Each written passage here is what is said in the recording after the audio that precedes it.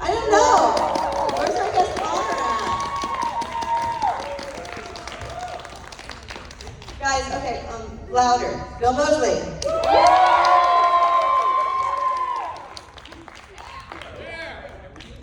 Oh, look, a little, yeah, it's glitter. We had a Terrifier party for Damien today. This is bad. Isn't it though? All this glitter. Can I sit down? You guys okay with it? All right.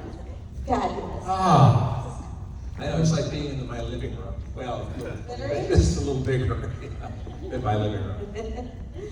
So Bill, I wanted to ask you, first and foremost, you are a staple and a highlight and a joy for most of us at a convention. Thank you. How long have you been doing conventions? And do you remember your first one? I think I do, actually. I think it was a Fangoria convention in Los Angeles, maybe back in like 1990 or so.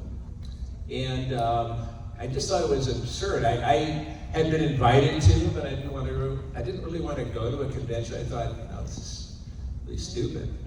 And that was my kind of, attitude. And I didn't really think I was going to bring much to a convention. I remember, because I remember Vernon Wells was there, and he was signing his autographs and, as his crazy character from Mad Max. And I just, I liked it. But I thought to myself, I think I can do more than just sign a bunch of 8x10s. And so I enlisted my buddy Buckethead.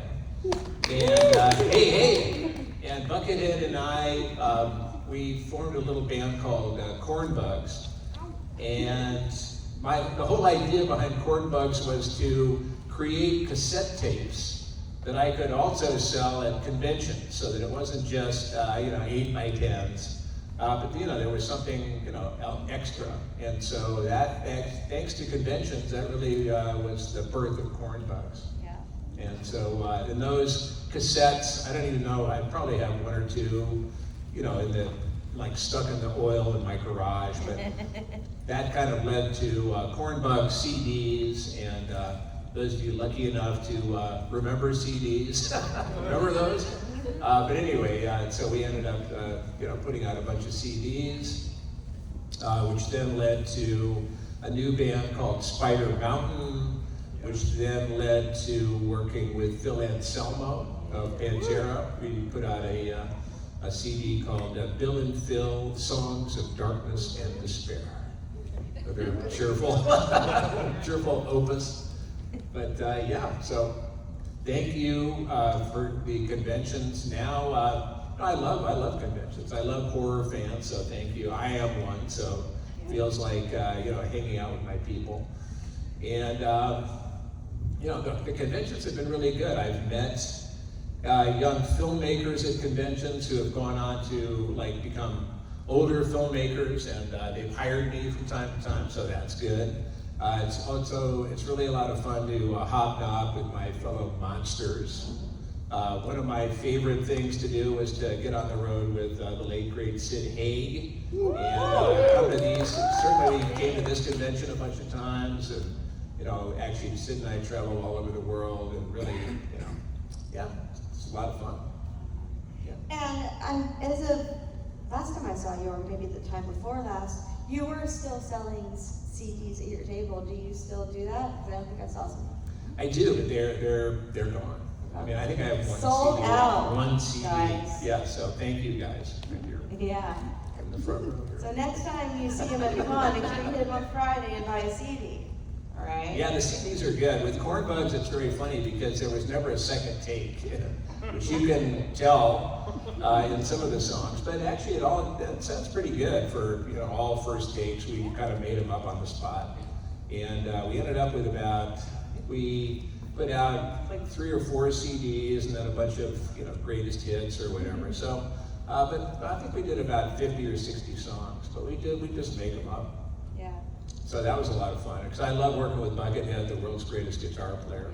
And, we had that, we were kind of, had that link. So he'd play something and I'd come up with some words, or I'd come up with some words and he'd start playing something. So it was one of those rare collaborations when it really, like, you're into each other, you're on that same team, so. So Corn Bugs is quite a name. How did you guys decide on that? We were at his mom's place in, outside of LA, and I want to say Oxnard, but it wasn't Oxnard, wherever it was. And anyway, his mom's place, his dad, not to give too much of the mystery of Buckethead, but his dad was like the local high school football coach. And I think his mom was, kind of a hippie librarian or something. And their house, they had like a vegetable garden in the backyard, and they had a bunch of rotten tomatoes. I mean, this was probably like after they should have been harvested, I guess, maybe, because tomatoes were a little funky on the vine, and there was some corn, like it was like 7 feet tall, a lot of big corn. So we were doing a video, and I was kind of goofing around, and I went into the corn, and I said, and I grabbed an ear of corn, I said, call it all cars, and I was like, and I looked down, and I looked at this ear of corn that was still on the stalk, and it had a bunch of ugly bugs on it. Going, oh my God, corn bugs! And so that's how the title, the name of the band. Buckethead went, ooh. So it was Corn Bugs. Why did you start your musical journey? Well, when I was a kid, I come from a musical family. My older and younger brothers, really good piano players. My mom was a boogie-woogie piano player. She really was into Fats Waller and Errol Garner. I mean, she was really, she liked Scott Joplin. So she was a piano player. So when I was a kid, I was, my parents, my mom, I guess, made me take piano lessons with Mrs. Catherall. That's who it was. And so I would go over to Mrs. Catherall's like once a week and try to play scales. And I didn't really like the piano. I mean, it's a wonderful instrument, I'm sure, but I just wasn't a piano guy. My brothers took to it, I was not. But when my mom would make us go to, on Sundays, when we went to Sunday school, I wasn't really big on Sunday school either, but waiting for my mom to get behind the wheel of the car, I would just start, playing on the dashboard. And my mom used to say NND, which stood for no nervous drumming. And I was constantly just playing, and I had rhythm. And I went, it was one Halloween, it was probably 6th grade, 7th grade, and I went over to this kid's house named Christopher English. And Christopher English was a weird little kind of he had little gold rimmed glasses, and he was kind of an evil genius. His dad was the editor of a magazine called Downbeat, which was like a jazz magazine. And one Halloween, Christopher English, and Christopher, he was allergic to milk. He pronounced it M-E-L-K, milk. And he was a weird little dude. But anyway, he invited me over with a couple of other guys to a Halloween party. And his father showed us a Creature from the Black Lagoon. He had actually rented 8mm, 16mm, and projected it on the wall and everything. So that was really cool. And Christopher English had in his room, he had a set of bongos. And I started playing those, and that was much more fun than the dashboard of our old Lincoln. And so that's really what got me started. So I played bongos, and then when my brothers and I had a band, my younger brother played the piano, my older brother played bass, and I played the drums. And a friend of the family's had some old drums in their garage, so I got them. They were old, they were Slingerland, and they were really cool. It was a cool trap set. It was bass drum, snare drum, one tom-tom, cymbal, and a hi-hat, and some sticks. And so that started me off on drumming, and so that was my first band. Actually, was the Moseley Brothers band, And there's a picture of us, and it just says, and on the bass drum, you're supposed to put the name of your band or whatever, and it says the Moes. And it's because I ran out of tape. I was using like black tape to put Moseley Brothers, and I only got as far as the Moes. Wow. Yeah, but that was great music, and that was the family that plays together. They say that, and it's certainly true in our case. My brothers and I, whatever our differences were, we just loved cranking out the old tune. So, yeah. And then fast forward to how many years later, you got to do an operetta. Right. Yeah, this is the music theme today. Yeah, it is. Yes, I got to do Repo, Yes. the genetic opera. Well, it's so funny because I knew Darren Bousman. I had actually seen Repo. Repo used to be like a storefront play that somebody put on in a storefront on Hollywood Boulevard. And I had a friend of mine who took me to see Repo, and it was like literally just in a storefront. There was a bunch of people with Zydrate, and I think the lights were out, so the Zydrate was glowing, and I thought it was pretty cool. And then I remember I was at a convention, like another Fangoria convention, and I was in a big ballroom, and half of it there was like a partition that divided the room into two parts. And I was in one part doing my thing, and Darren Bousman was in the other part, I guess talking about Saw or whatever.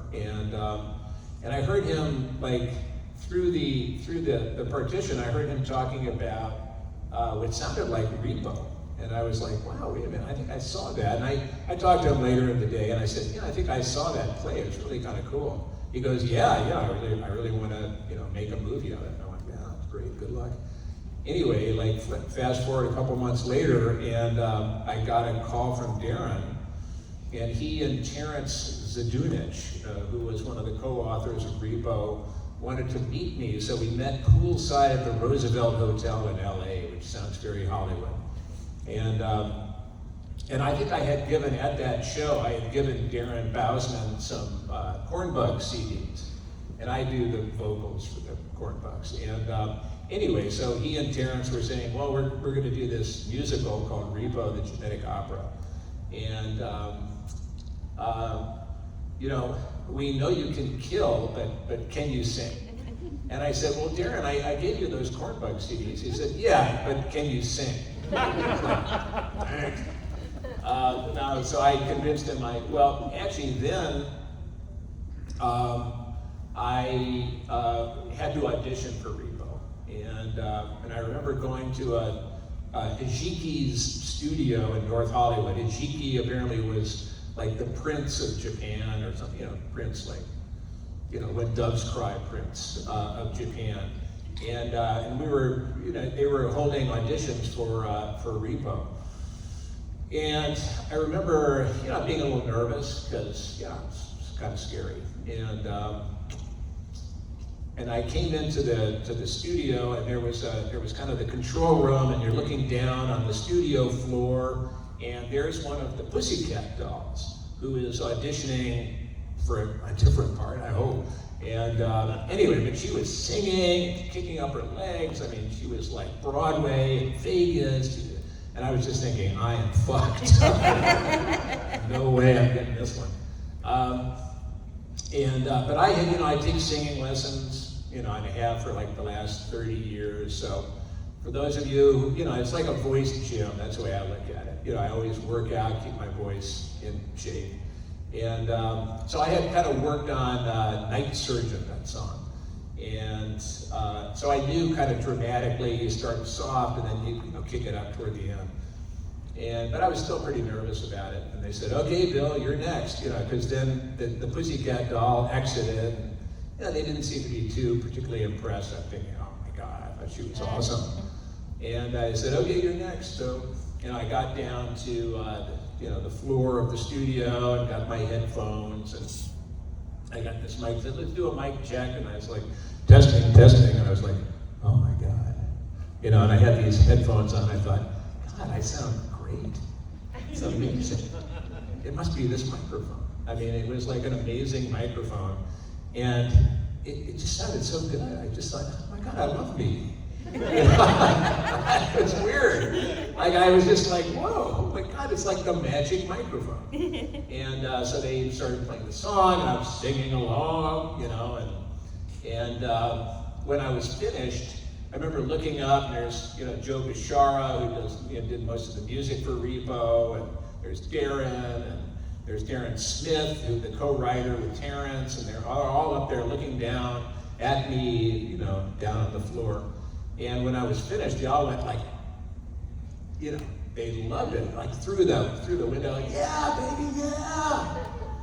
And so then I was offered a choice. They said you can either play Luigi or Pavi.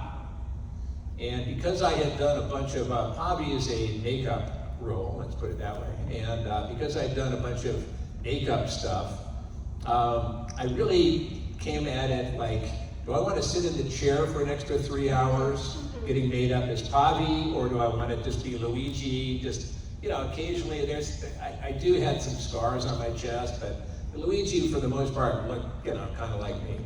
And so I chose Luigi just because I didn't want to sit in the chair.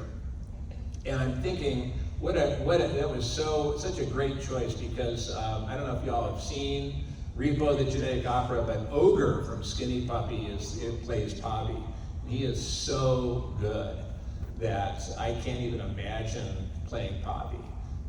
Having seen him, and we just had such a great time together. We became great pals, still are, but that was so much fun. So what we ended up doing with Repo was we recorded the whole thing in that same studio, in Hijiki's studio in North Hollywood in LA.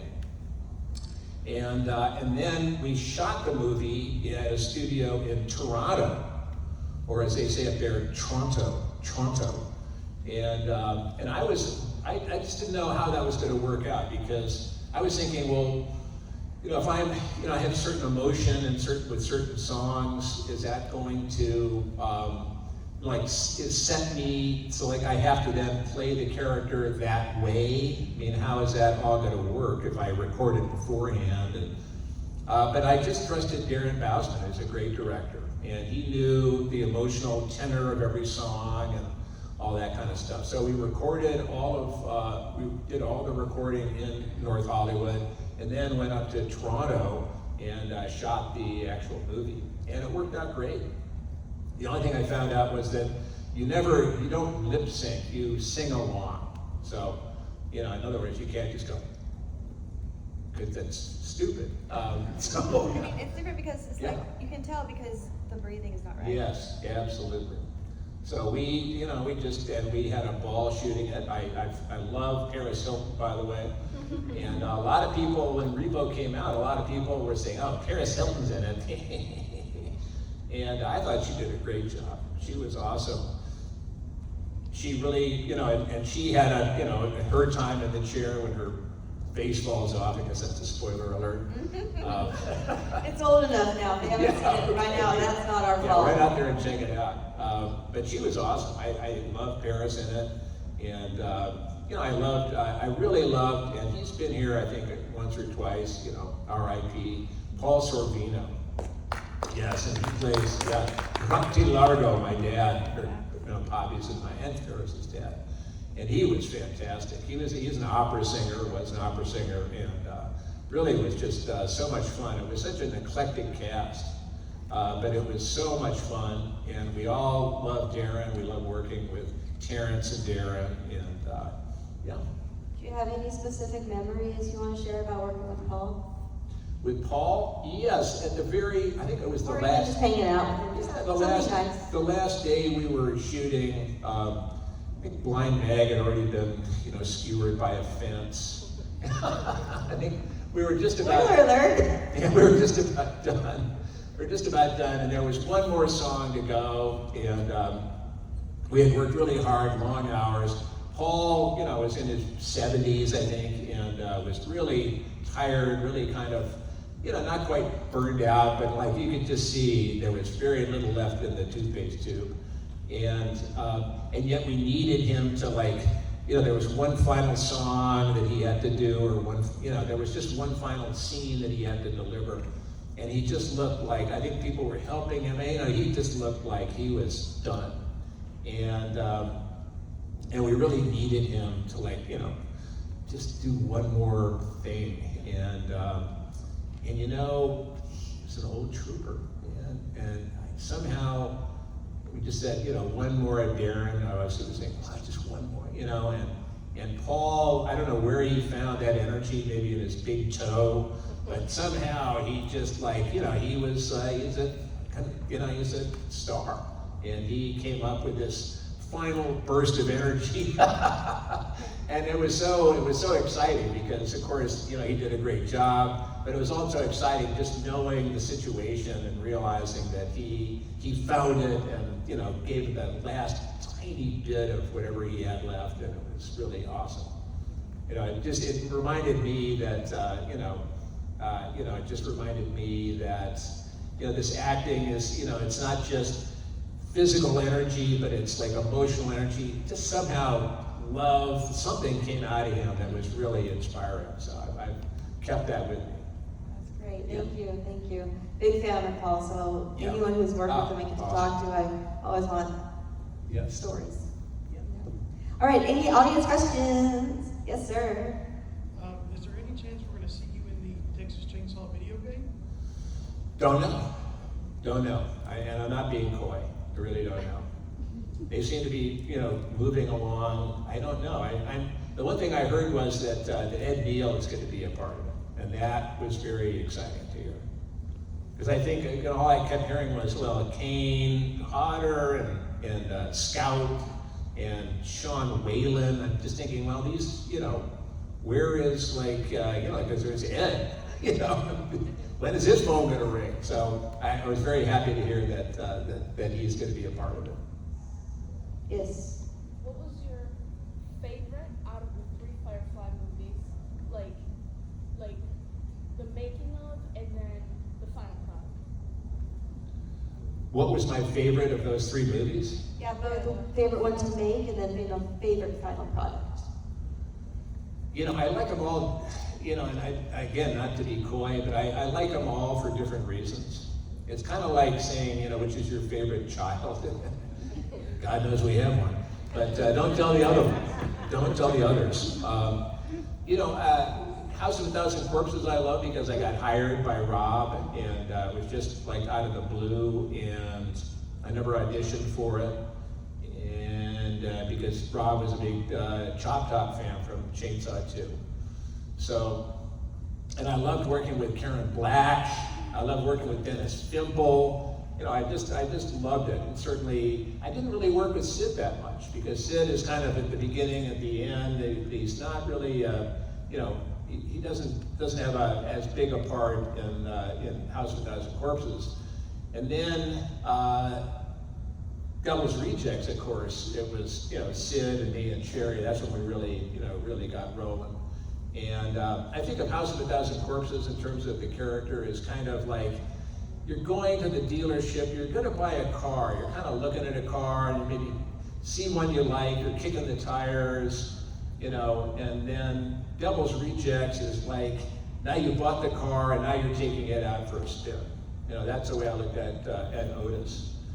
Because in House of a Thousand Corpses, I certainly enjoyed being in it, but I wasn't really totally Otis yet. Until about 6 weeks after we had finished House of a Thousand Corpses, Rob wanted to shoot a little bit more stuff, so we shot the scene, I call it the Run Rabbit Run scene, which we shot separately, and I'm going, hunting humans ain't nothing but nothing. And that was when I thought, oh, that's Otis. So it wasn't until really I had done that scene after we already finished House of a Thousand Corpses that I really got into, I felt the DNA of Otis. And then when we did Devil's Rejects, I was really raring to go. And that was really one of my favorite cinema experiences. Because it just felt good. I loved working with Sid, loved working with Sherry, I loved working with Rob. And so that was a big part of it. And then, of course, it's so funny because 3 from Hell was also cool because, you know, that was like 12 years later. And according to the lore of the Firefly family, I guess I survived getting shot 20 times by rifles, which is pretty hardy. And then I had been in solitary confinement for like 12 years, 10 years, whatever it is. So I remember trying to think, like, you know, I got to the set, I think it was day 1, you know, I was in the back of a police van, I'm addressing some press or something. So I had like kind of a mini monologue. And I've been thinking, now, what's Otis gonna be like? What's his mind? You know, I was like doing that, and I started, you know, it's like action, and so I'm supposed to address the crowd, and I'm saying some stuff, and I fumbled a line. So I was like, cut, okay, take 2, action. So, you know, I'm saying my thing, and I fumble another line. It's like, cut, and Rob's like looking at me like, Bill? And I said, give me a second. So, just took a break. I sat down in this police van by myself, and I just, you know, kept breathing, and I heard this voice in my head that said, get out of the way, Bill, I got this. It was like Otis. It was like, hey man, you know, hey Mr. Hollywood, what's my better side, and what's that line? You know, just get out of the fucking way. And I did, I just said, okay, man. I got out of the way with all my concerns, and had a great time, just had a ball the rest of the way. Otis took over after that, you know, didn't have to worry about anything.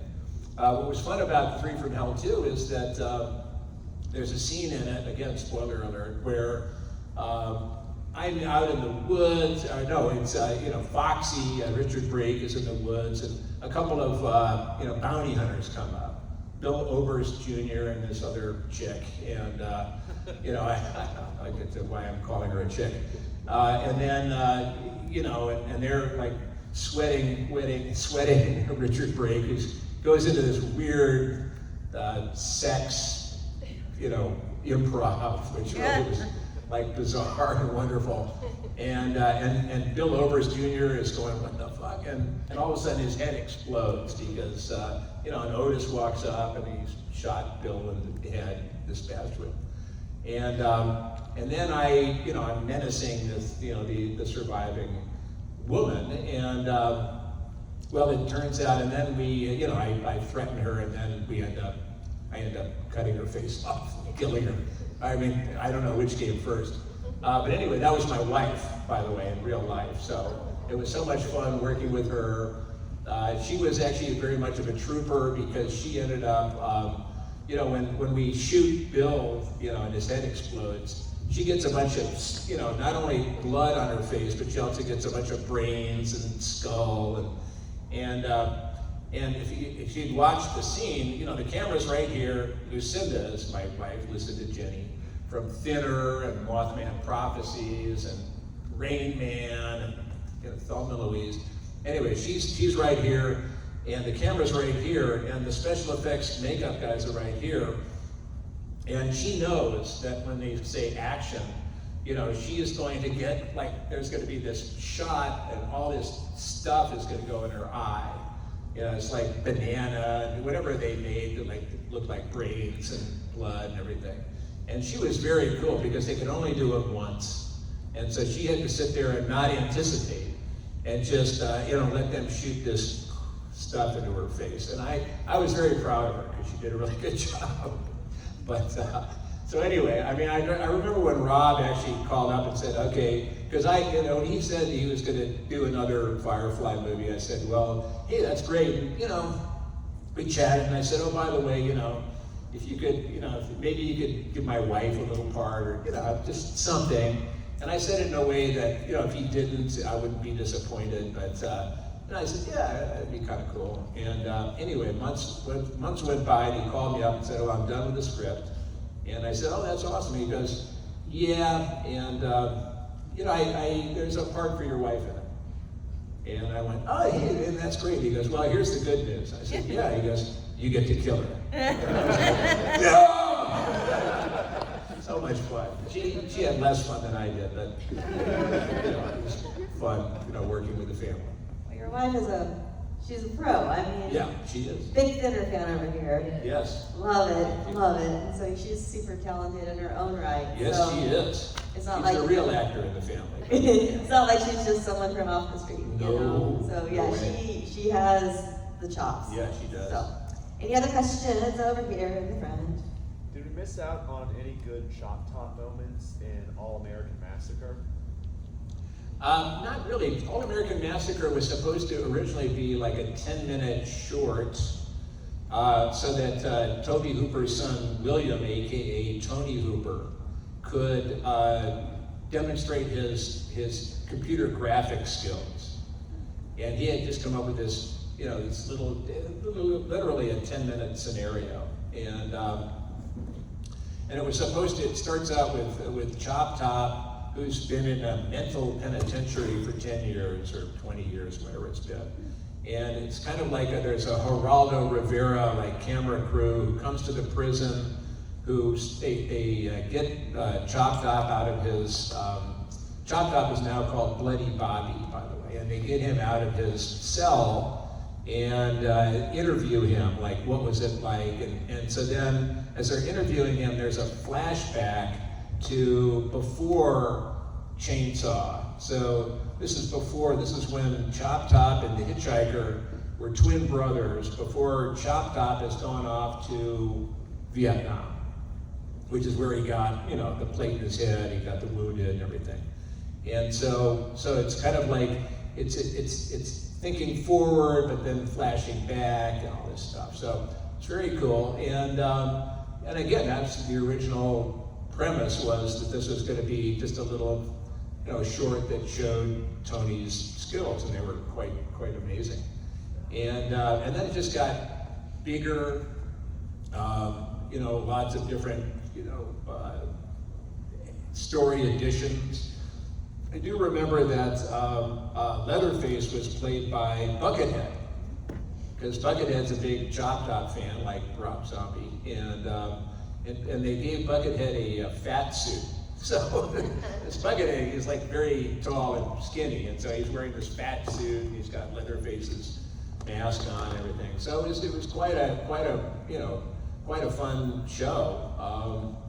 Not really sure. I mean, that was 23 years ago, so I'm not sure if it's gonna, ever come out, see the light of day. I don't really know. But I do know that the person who did the makeup for Chop Top, it's a guy named Todd Bates, and Todd was a big Chop Top fan, and he also plays the Hitchhiker in All American Massacre. And he could do the Chop Top makeup, so when I was working, he did my makeup. And right after we had done that was when I got a call from the publicity director of Universal Studios City Walk in Burbank and in LA, the Universal Studios there, and they do like a big Halloween show. And they also had included this little award show called the Igor Awards, and they were looking for an MC. And I knew the guy that was the head of the publicity, and he called me up and said, "Do you want to, be an MC at this, Halloween show?" And I went, "Yeah." I went, "Sure." I said, "How would you?" Because he offered me money. It was like, "Yeah." And this was like October of '99, and I said, "Well, would you like me to come as Chop Top, my character?" And he said, "Well, let me find out, because I don't think Chop Top's a universal character. So let me find out." So he talked to his people, and they determined that since I had been in Army of Darkness, I was part of the Universal family. And so, yes, I could come as Chop Top. So the guy actually, ponied up a little extra cash, and I was able to bring along Todd Bates and his assistant, who did my Chop Top makeup. So I'm made up as Chop Top. I'm wearing my own little ratty tuxedo, and I'm emceeing this horror award show outdoors, folding chairs, kind of cheesy. And one of the award recipients was Rob Zombie.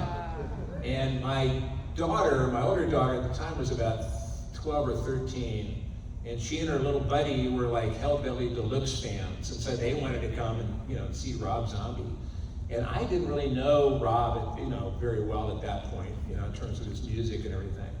And so I'm there, and it was time for, they show up like one of his videos, and then I go, and here he is, Rob Zombie. And Rob comes out and he goes, holy shit, it's like Chop Top. And he told me later that he'd been, when he was backstage listening to me MC the show, that he thought, that guy's doing a decent Chop Top. And but then, as it turns out, it's Chop Top. And a month later, I got offered the part of Otis Driftwood. So, it's all part of that wonderful, garden of forking paths, the happy pieces of the puzzle. Yes. Yes, when you filmed Night of the Living Dead, were you given like any special instructions on to differentiate your Johnny from the 1968 version? No, not really. I had worked with Tom Savini. He was, the king of splatter. Had been the special effects makeup master of Texas Chainsaw 2. So we became friends on Chainsaw number 2. And then,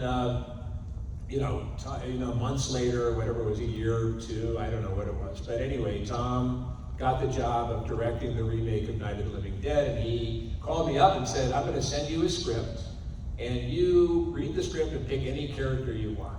So I went, great. So he sends me the script. This is back kind of pre-internet, so you actually had to send the script in the mail. And so I got the script, I read through it, and I thought I wanted to play the part that Tommy Tolles played, the bad guy in the basement. Because I was thinking, what's a bigger part and therefore lasts longer and pays more? That's what actors sometimes do. It's not all about art all the time. So I was, thinking, I'll play that, the guy. Carl Hardman was the guy who originated that part.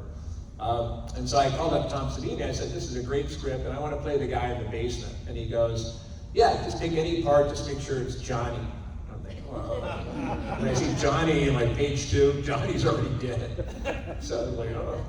So, but I love Russ Streiner, and I love his Johnny. Of course, he's the original Johnny. And so when it came time to do They're Coming to Get You, what I did was I wanted to make sure that was the part that I wanted to make sure I got right, that line, that famous line.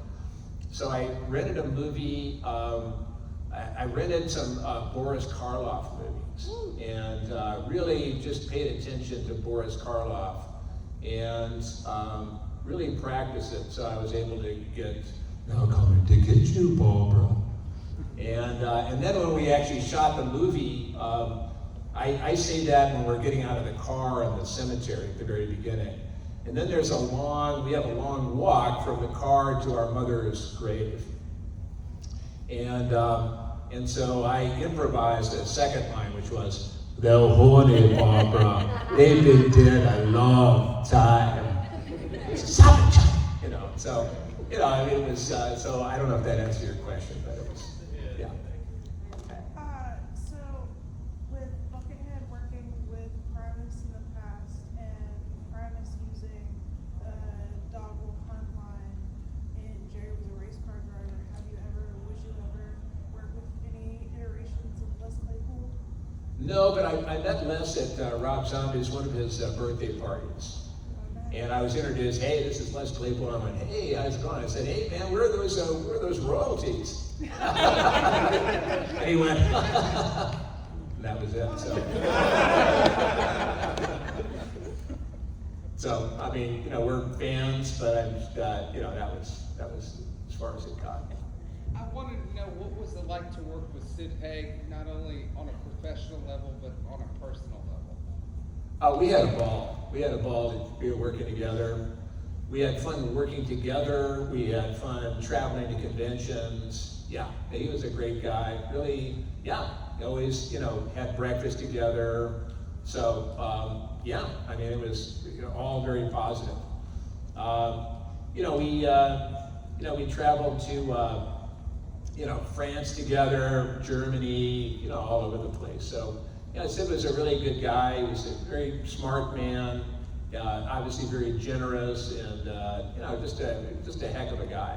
And it still feels a little weird to be at conventions and things without Sid, but the nice thing is that everywhere I look, there's a Captain Spaulding face, whether it's on a tattoo or a poster or a mask. So it kind of feels like he's around. So it doesn't feel so lonely. Sid was very loved by Days of the Dead, specifically at this con. I know really loved him. I never had the opportunity to meet him. This is before I started doing these. But I know that a lot of people in the Days family were close to him. It was so funny because where I'm sitting now, Sid used to sit to my right, I guess, and what would happen is that inevitably somebody would come up and say, is there going to be a sequel to Devil's Rejects? And I'd say, hey Sid, he'd go, what? I'd say, is there going to be a sequel to Devil's Rejects? He'd go, nope. I go, how come? And then we'd turn to this poor soul and we'd say, because we're fucking dead. And obviously we weren't. How you survived 20 rifle rounds to the head, I don't know, but by golly, Captain Spaulding. Attributed to that steel car. Yeah. I'm just saying, they don't build them like that anymore. Well, I think that's the only way you could have really done a sequel to Devil's Rejects is because you can't. My idea was, which is why I'm an actor and not a director. But my idea was that we were killed. The three of us go down to hell. We're so rowdy that the devil, rejects us, and we go back, to Earth. And the only problem with that is, of course, then we're supernatural, and so you can kind of anything goes. So I think the way that Rob did it was great because we survived 1,000-to-1 odds or whatever it was, but we're still mortal and we're still you can kill us, I guess. We can try. You can try. Although the way that Three from Hell, R.I.P. Sid, but the way Three from Hell ended, it was pretty open. There's me and Baby and Foxy and the three-legged dog driving off. That's my favorite part of the whole movie is that because there's the whole scene where Baby wants to drive and it's like, no, you're just gonna get us pulled over in 5 minutes. No way, you're not driving. And at the very end, as the credits are rolling, we're driving away in the desert and there's Baby behind the wheel and we're all very happy. So I just love that. I love the fact that she finally gets to drive. So, yeah. You've been a part of the Rob Zombie family for quite a while, as well as a bunch of other people involved in this troupe, right? Yeah. Describe Rob Zombie in one word. Professionally, personally, whatever, one word. In one word, first of all, I would say vegan, but he is. But that doesn't really answer it. Motivated. How about that? Motivated. He is. He does a lot of cool stuff. He's. I keep hearing people come up to the table and keep saying, "Man, I just saw him like a couple of months ago in concert." And Rob, it was on the internet, so I'm not giving away any secrets, but Rob just turned 58. And, he's been, and his shows are very energetic.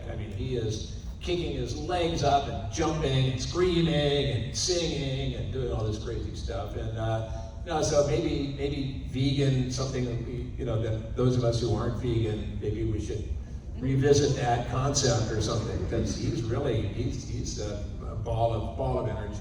Well, I think a lot of that also is he's never stopped. He's stayed young. He's still doing what he loves. Yeah. And you don't use it, you lose it, and he has not stopped. He's always active. He's always, what I've seen, I don't know. He's always doing something. Yeah. So, including performing. So he's never stopped the physicality of performing. Yeah. And he's got a very active imagination. I remember Sherry, his wife, saying that Rob grinds his teeth at night in his sleep because he's hungry, maybe I don't know, but because he's doing his head is just is constantly coming up with ideas. I love Rob. There are 2 points in Three from Hell that were really near and dear to me. And one of them was we're watching TV after we've pillaged the warden's house. We're watching TV and I think it's a Three Stooges episode where it's called Disorder in the Court. And that's one of my favorite Three Stooges episodes, and that happens to be playing, and that was Rob's favorite episode too. And then there's also one of my favorite movies of all times is The Brain That Wouldn't Die, and that's also sampled in Three from Hell. So those two things. So we're kind of on that same aesthetic wavelength to some extent, and so it ends up being really cool. It's fun to work with people like that. That's why I mentioned Buckethead, and when you're in some kind of a creative endeavor and you're partnering with somebody who's on that same wavelength, it really ends up being very exciting and just push forward. So you've done a lot of work in a lot of different mediums of film. Can you tell me a moment on a set that has taught you something very important that you always remember? Yeah, I was doing a kind of a student film. I guess he had just graduated, so it was kind of a student-esque film called Daisy. It's black and white. It was like a young filmmaker, and I can't remember the plot of the thing, to tell you the truth. But anyway, we were on a set in a studio at UCLA.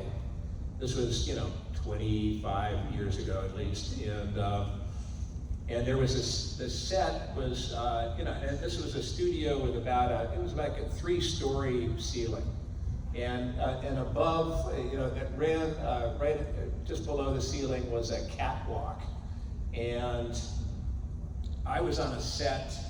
It was like it looked like a bedroom or something. I was lying on the bed, had my hand up next to my face, and the cinematographer was up on the catwalk looking down, shooting down at our little set, and we were just taking a break, and I was lying on this bed, and my hand was up like this. I don't know what it was doing, but just chilling, and all of a sudden I heard this, "Look out!" And before I could even really react, there was a big noise on the side of the bed, and there was just this tiny just scraping on the side of my hand, and I looked over, and it was about like an 8-pound big camera lens that the cinematographer had just dropped, and if it had probably been another 3 inches, I'd say, I probably wouldn't be here talking to you guys. And so what I learned on that day was that movie sets are dangerous. So be careful. That was probably my, so be careful. They say it's profound to die on stage, but you're an idiot if you die on the movie set. Although there are these exceptions, and obviously lately with Alec Baldwin, I mean there's a lot of moving parts, and sometimes it gets dangerous. And sometimes, people, get kind of, when they're in front of the camera, they might get a little, kind of crazy and get that adrenaline going, and sometimes, lose their sense of, what's safe. And so it's always good if you're gonna, be in a movie or whatever, just make sure, everything is cool.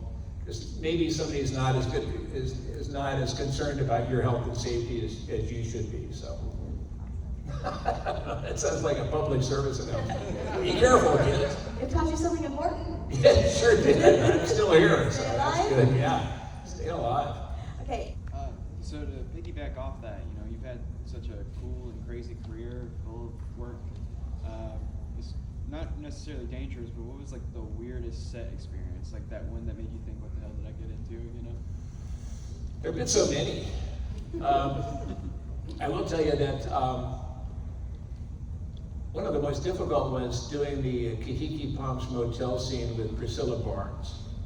And that's where, Otis, ends up pistol raping the wife of one of our hostages. And that's not, my normal, activity at home. So I remember, I was very nervous. I was very nervous, going to the set that day, and I had, talked to somebody about like, oh my God, what am I going to do? And so what I did was I pulled over on the way to the set, and I kind of meditated, and I just remembered meditating on a lake in Wisconsin, fishing, swimming. I'm on a raft. I'm looking through the slits between the boards, and I can see the fish shadows underneath the, I just kind of went someplace else. I got to the set, and I just thought, okay, well, here we go. Sometimes you just have to, it's kind of like, was it the third Indiana Jones when he's like walking on the invisible, there's some invisible bridge or something, and you have to have faith to get across. And so I just thought, okay, here we go. And so the first time we did that scene, and it's an interesting scene too, because, it's not like running out of the class and going, okay, let's do this. It's like Otis is basically coming from a place of boredom.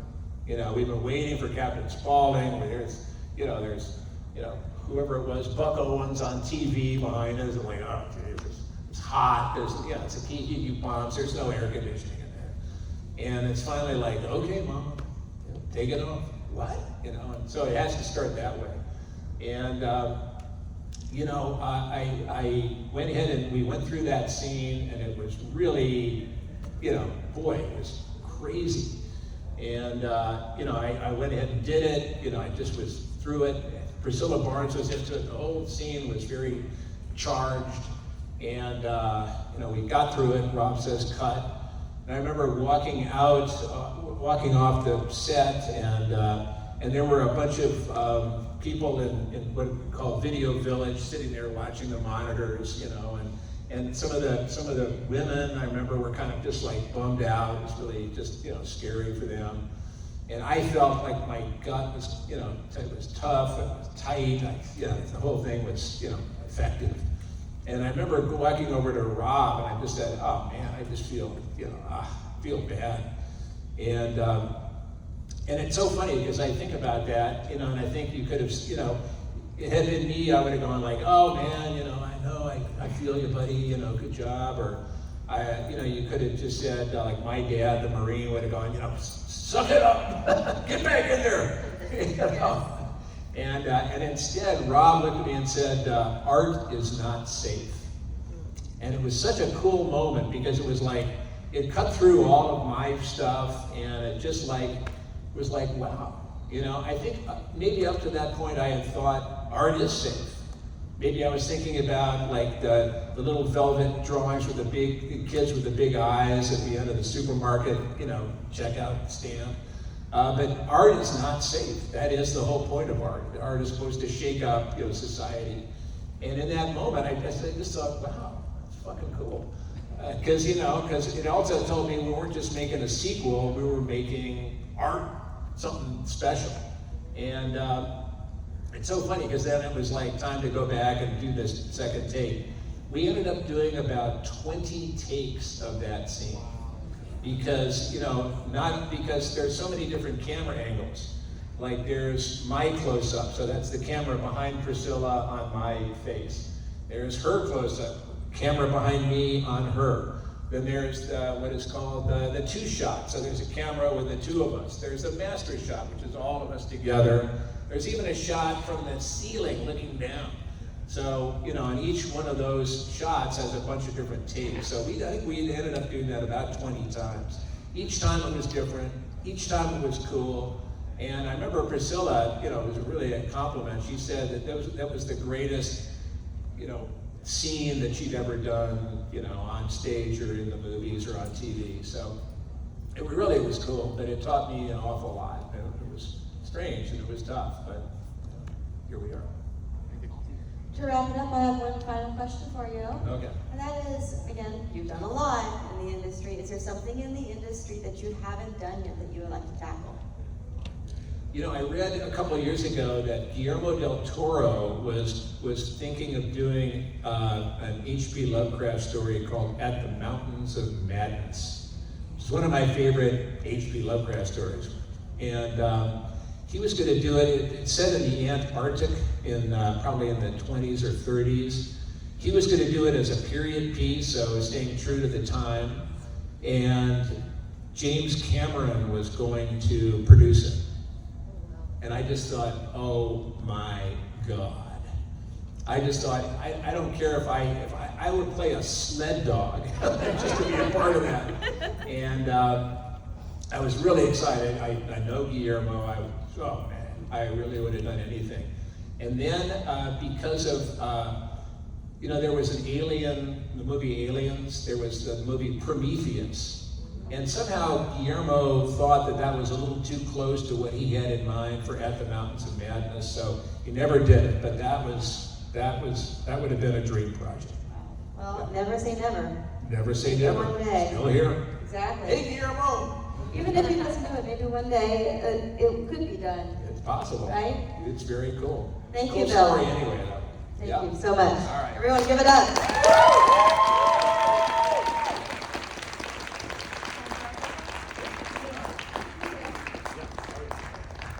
Now we're doing our selfie here. Well, Kelton will take it, because she takes better photos than I take selfies. Okay. So. Oh, yes, here he is. All right. Thank you. Yeah. You want to come over here? About these people? Guys, stand up, get in the selfie. Go on a real high so you kiss that. If you're in the middle, you'll have to move outside a little bit. All right, y'all ready? I'm gonna do 3 in a row. Okay. If y'all can come in a little bit. There we go. Nice. All right. Gonna do 3 in a row. 1, 2, 3. 1, 2, 3. 1, 2, 3. All right. Thanks, y'all.